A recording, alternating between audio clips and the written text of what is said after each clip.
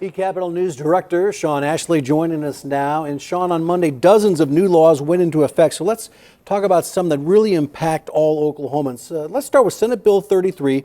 Addresses vaping in public schools. So what has been decided here? Well, it pretty much follows what's happened with smoking in public schools, which has been prohibited for a dozen or more years now. What Senate Bill 33 does is to also prohibit vaping on public school campuses.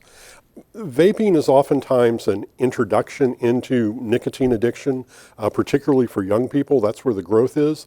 And this is designed to help discourage that, as well as keep people away from just the secondhand usage that might be involved. Let's keep it with the schools for just a moment. Okay, so budget cuts in the past kind of led to the elements of House Bill 1017, the Education Reform Bill, being suspended. Well, now there's more money. And are we seeing changes in that? That's right. There was a bill passed this year, Senate Bill 193, that begins to phase back in those various requirements from House Bill 1017 that have been suspended over the years.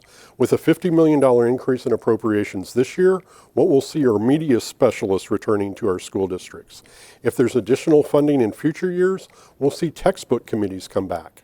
And beginning in July of 2021, if appropriations to Common Ed have increased $100 million, those classroom limitations, which were part of 1017, will come back into effect. Okay, filmmaking on the upswing here in Oklahoma, and the legislature getting involved to expand that. What have they done? Yeah, it's rather interesting. Just a few years ago, there was a lot of talk about eliminating this tax credit. But now what they've done is they've doubled it from $4 million to $8 million.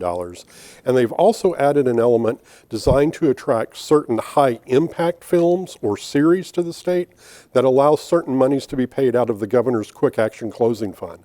That takes place outside of the $8 million credit limit. The Senate Appropriations Chairman Roger Thompson said that kind of effort can be really important in attracting series to the state of Oklahoma. Just about out of time, but let's review, because drivers, they sell a car, they buy a car, things have changed. That's right. Now you keep your tag with you when you sell a motor vehicle, as opposed to letting it stay on the car as you go.